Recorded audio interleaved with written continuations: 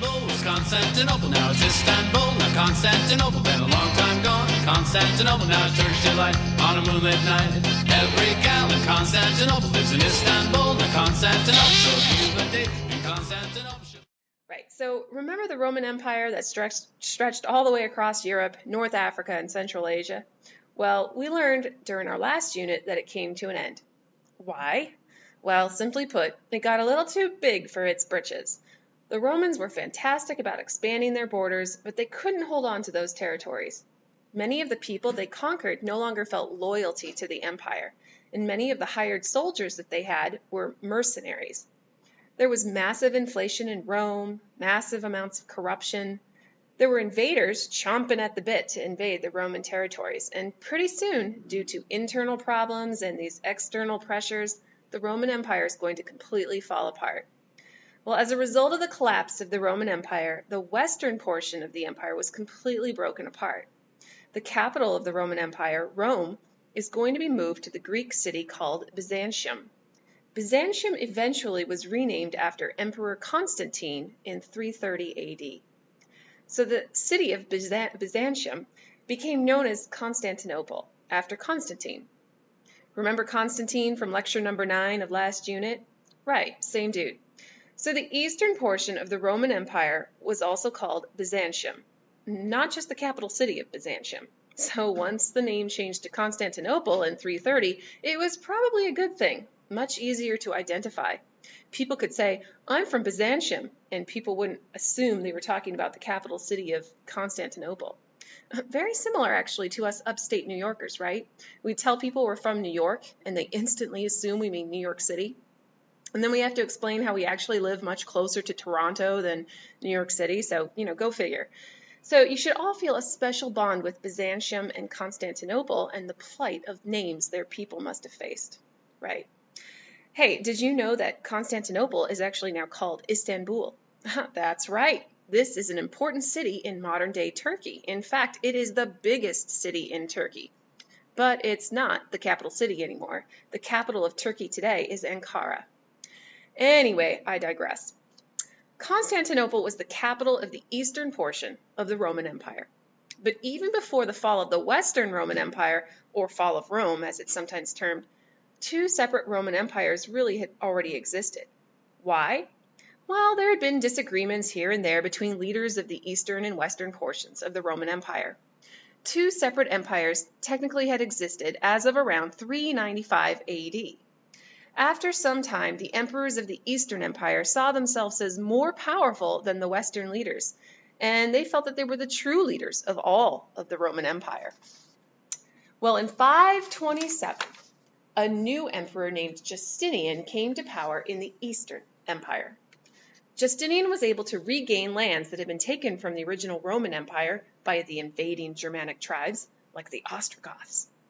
Just to help you remember why these Germanic tribes invaded Roman territory, well, remember lecture number 9 from last unit? Yeah, well, Germanic tribes were actually fleeing from attackers. Fleeing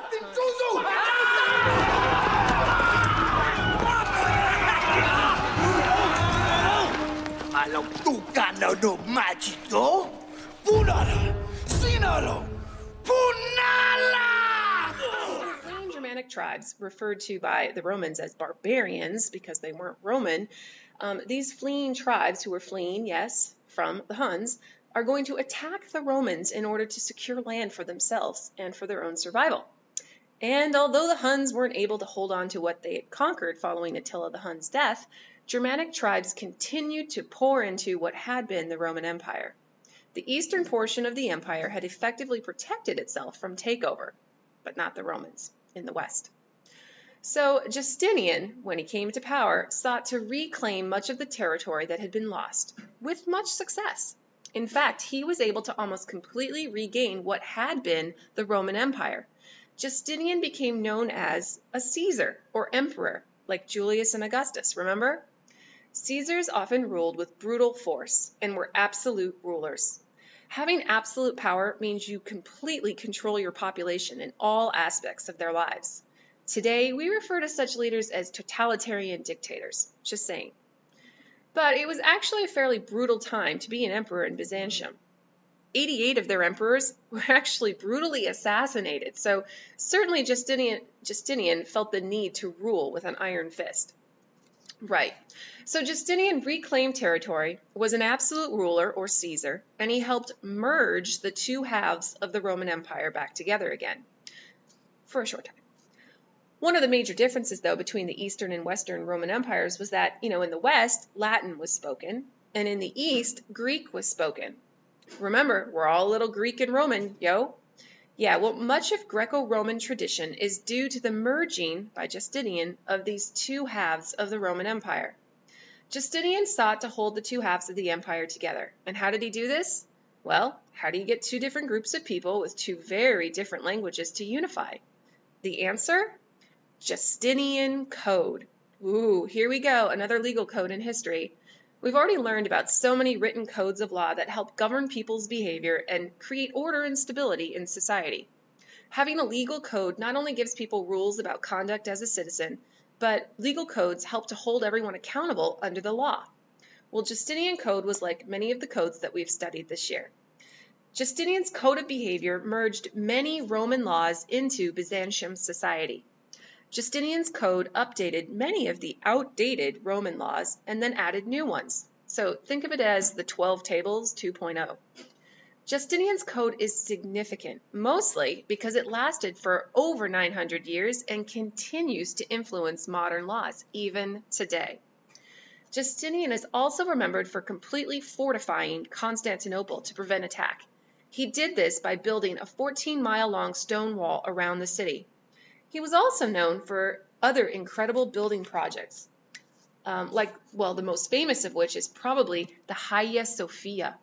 Ooh, how on earth do I spell this? Yeah, well, it's in the vocabulary box in the bottom of the page, but it's Hagia, H-A-G-I-A. It looks like Hagia, but it's Hagia. Sophia, like the name Sophia. Additionally, you should all probably also take a look at the 3 word lists at the beginning of your packets whenever you have a question about spelling. Spell things phonetically when you don't know, and then go look them up later or refer to this list. Taking those few seconds to Google it or then refer to that word list is a great way to improve your spelling and overall vocabulary. Just saying. Anyway, the Hagia Sophia is a famous church that Justinian had rebuilt. Hagia Sophia means holy wisdom in Greek, so it's the Church of Holy Wisdom. So what you should do right now is actually Google an image of Hagia Sophia. Right, it's still standing even today, and it's one of the most visited places in modern-day Turkey. In addition to the Hagia Sophia, Justinian also had public baths, aqueducts, legal buildings like courts, schools, as well as hospitals built. And by embarking on these massive public building projects, Justinian created a legacy of Greco-Roman heritage for subsequent generations. We say today that Justinian helped to preserve Greco-Roman ideals. Justinian ensured through building projects as well as educational programs that classical learning remained of highest importance in society. Schools emphasized the study of both Latin and Greek, as well as classical philosophy. When you go to university one day, you might study the classics, meaning Greek and Roman history. So Justinian really helped to preserve all of this after the Western Roman Empire fell. Constantinople itself was an amazing city and one of the largest cities in the world at that time. Its most famous road was a major street called the Messe, which is actually spelled M-E-S-E, but it's pronounced Messy. I wonder if Messy's mommy ever told it to clean up. Just kidding. Lame Malloy joke. All right, moving on. In addition to being a bustling city, Constantinople also saw its fair share of entertainment. Another famous stadium was the Hippodrome, where chariot racing took place. The Hippodrome was also a place where a massive riot against Justinian broke out in 532. Justinian responded as any absolute ruler would. He had it crushed. Justinian had his troops slaughter the rioters, resulting in 30,000 deaths. One of Justinian's most ardent supporters was his wife, Empress Theodora. And if you have to remember any particular woman in history, she is definitely one you want to remember. During the riot at the Hippodrome, Justinian had contemplated maybe leaving the city or taking off. He didn't really like that his people were rebelling against him. Empress Theodora basically told her husband, "You need to be a man and not run away." It was almost entirely because of her urging that Justinian stayed. Some people say that she was the real brains behind some of Justinian's strongest decisions or accomplishments. Justinian's Byzantine Empire fell apart after his death in 565 AD. It started with the emergence of the bubonic plague in Constantinople. I'm going to be talking more about this during my lectures on the Middle Ages, but this plague took out a huge portion of Constantinople's population, making it prone to attack.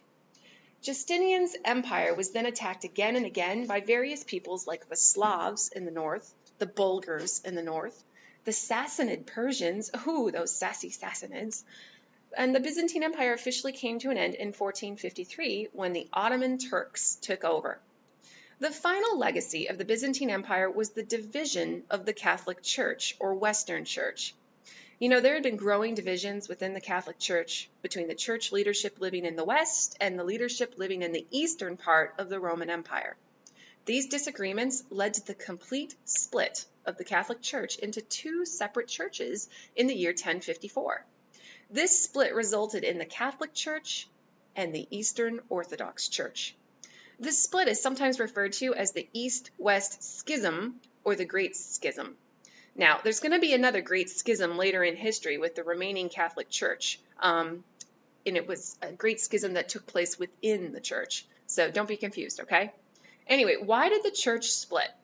Well, there have been arguments in church history about how services were being conducted.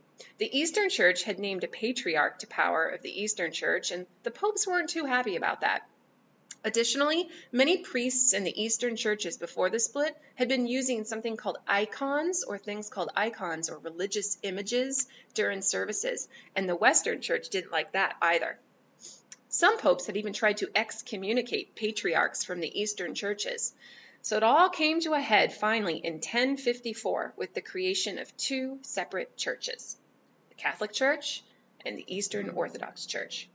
Right, so right now I want you to draw a small Venn diagram at the bottom of your page.